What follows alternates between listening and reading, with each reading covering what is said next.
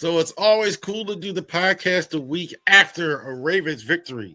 And quite a game it was, quite a victory it was for the Ravens. This was very unique stuff. This was old school 24-0. So it's hard for another team to win the game when they don't score. They didn't score. Ravens defense, that's about as good as they have looked underneath of Zach Orr during the whole time he's been the head guy on the defense. Very good stuff. I thought the pass rush overall was really good as well. So let's check it out. The box, what happened in this one game. Lamar, statistically not great, but he looked better. I thought that looked like a Lamar who could take a team into the playoffs and do some things. 8 for 20, 8 for 12, 150, 2 TDs, 1 INT. I thought Lamar, it was good stuff from Lamar Jackson as well. Lamar, I thought, had even the INT ball bounced out of his hand, very cold weather, reportedly one of the coldest games ever in Raven history. But I thought that looked more like what we've been seeing, what we're used to seeing from Lamar throughout his career. Derrick Henry's probably not going to go to the Pro Bowl because of the production of the running backs in the AFC, but Derrick Henry's still having a good season here. 11 carries, 100 yards.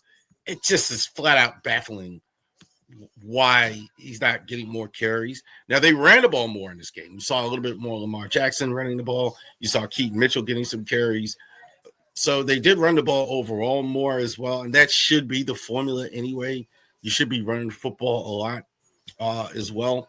Zay Flowers, I thought this was pretty decent from Zay Flowers, I thought, in this game.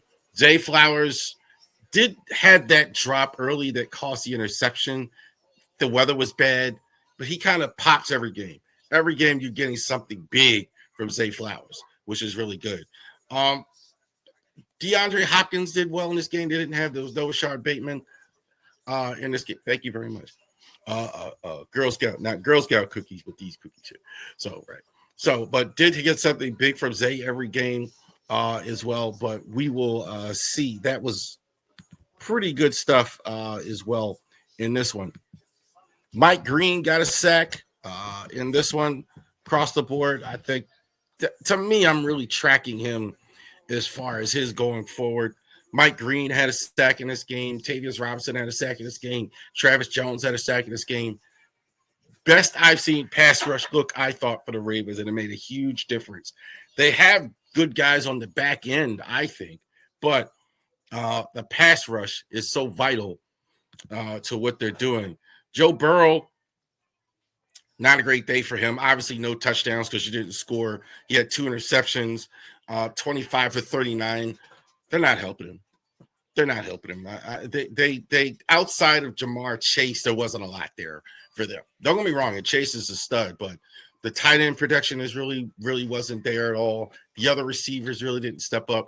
Their offensive line, some people talk about like it's the worst ever, and I wouldn't go that far, but certainly you need some help at the tight end, but you certainly need some help there. They're not a great line, but they didn't help Joe Burrow at all. Burrow wasn't great either, though. I thought Burrow, see a little bit of this with him. It's good at times, and then others, not great. Chase Brown, 13 for 53 yards on the ground. He's pretty good.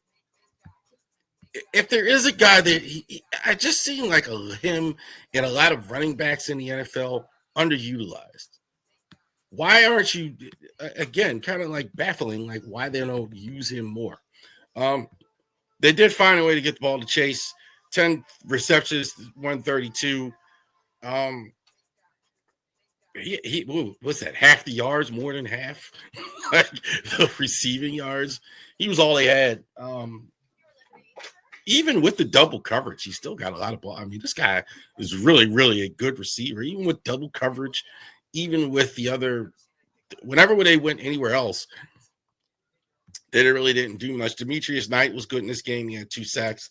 I thought that was probably their best defensive player on Sunday. He was all over the field as well.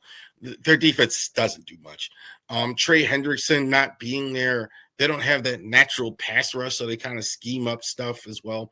And I would say this is one of the first games where I really don't have complaints about the offensive line. like as well. Even Filele, I thought they looked decent all the way through. I thought whatever the case, whatever Cincinnati's problems was, I thought they looked decent all the way through. So Ravens win the game 24-0 in this one. So Ravens actually go ahead and take out the Cincinnati Bengals. Bengals are, if this was inside the NBA, we say they were going fishing, eliminated from the playoffs. A little bit on Cincinnati.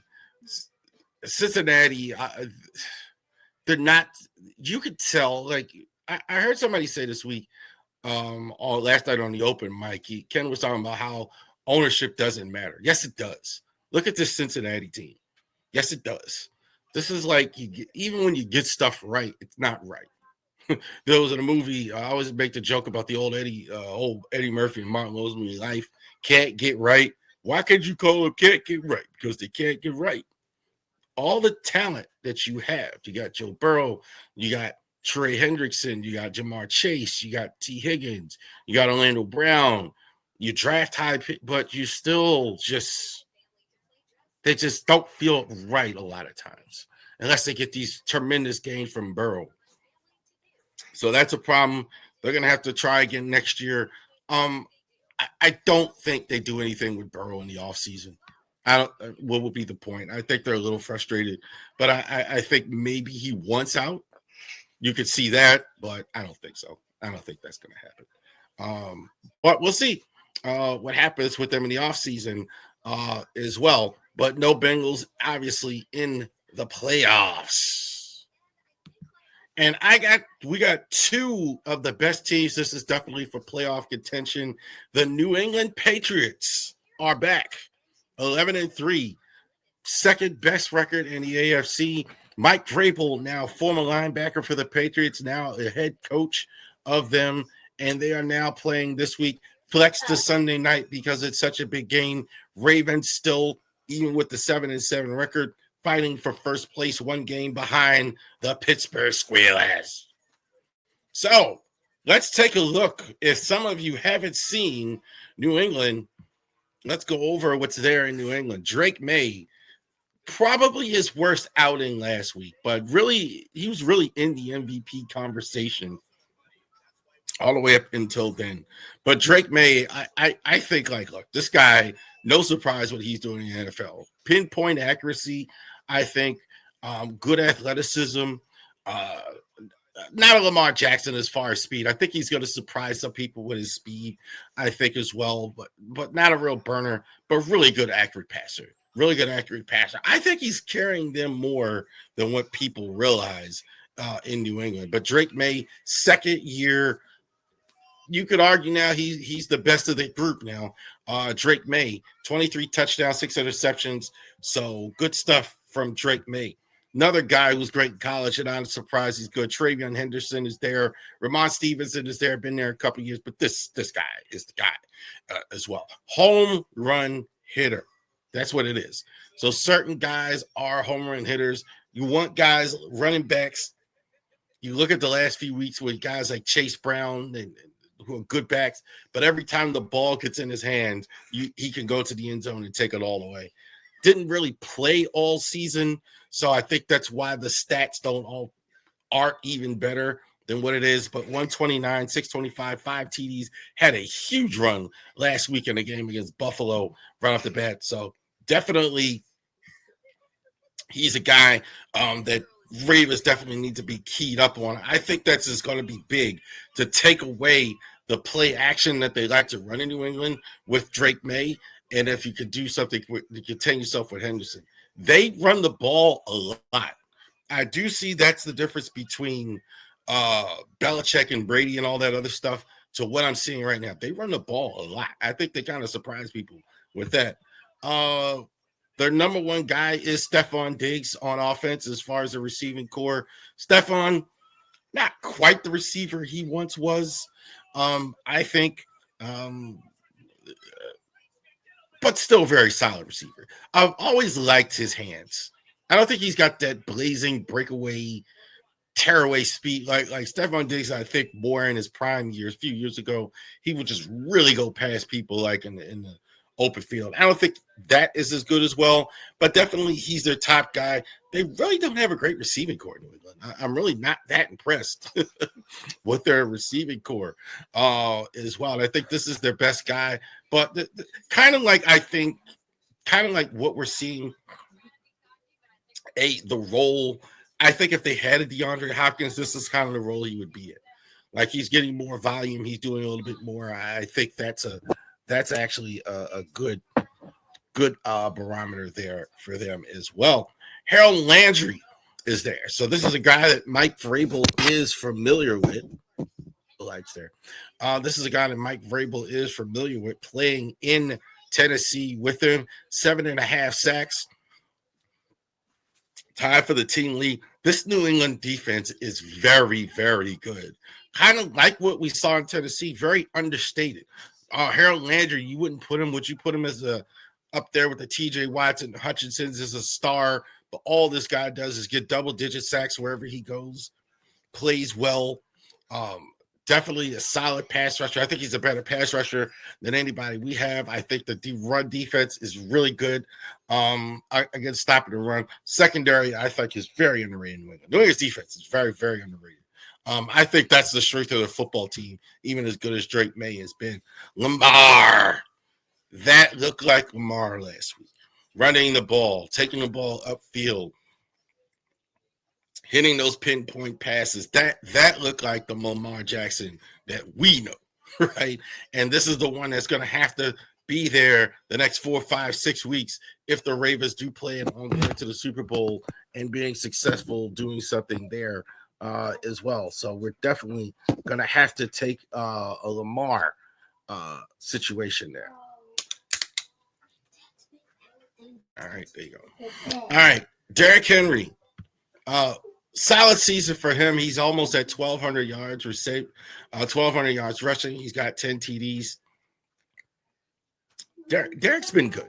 I got no complaints about Derrick Henry. Derrick has been really solid in terms of his production on the field.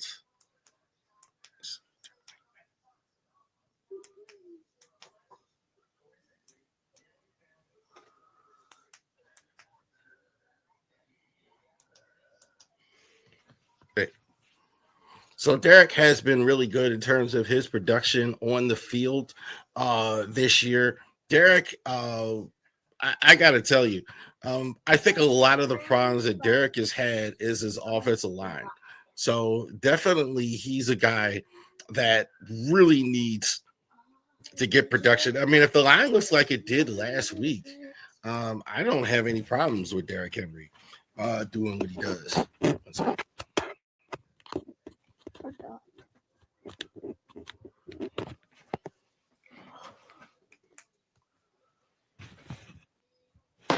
Thank you.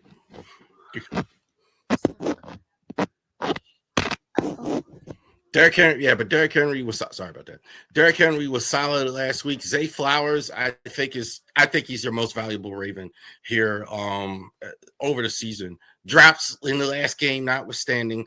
Flowers gives you big plays every single game. Had the long touchdown pass last week in spite of the drops. I'm having a hard time not picking Zay Flowers as your most valuable Raven here, at least on offense so far. Roquan Smith has been really racking up tackles here lately. So that's good stuff. Bad news, obviously, Teddy Buchanan missing. He was even on the practice report, but he's done for the season, torn ACL. Did not look good as well. So definitely going to have to step up. The good news is Roquan in the second half has been really, really good. So really good stuff from Roquan. Solid production here late as we go for Roquan Smith. So he's been really good here at the end. Really stopping the run, setting the tone. He really being the leader, the linchpin, I think, along with Kyle Hamilton as well. DeAndre Hopkins. D-Hop, D-Hop and Bateman, I'm not on them at all. I just don't think they get a lot of catches in this offense. I just don't think a third, fourth receiver, they're not going to get a lot of catches. D-Hop, I'll have one negative thing about D-Hop. I would like to see him more catch balls, obviously, but definitely in the red zone. I'm good with that. I'm more than good with that.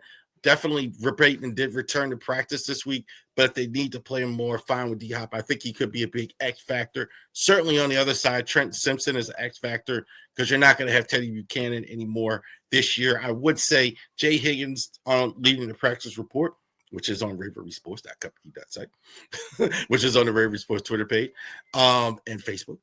But he's definitely going to be your guy the rest of the season for these last 3 regular season games and in the playoffs as well. Trent's going to be your guy to go ahead and get that as well. And I do like the Ravens in this game. I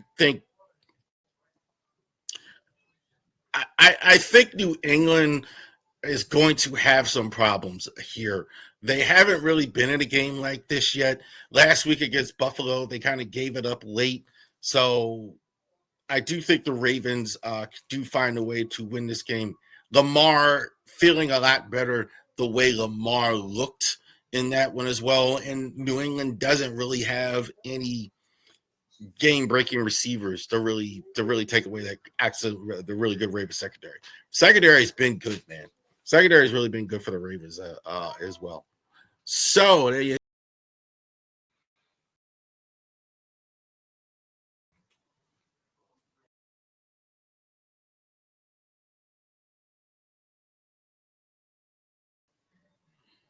there I am.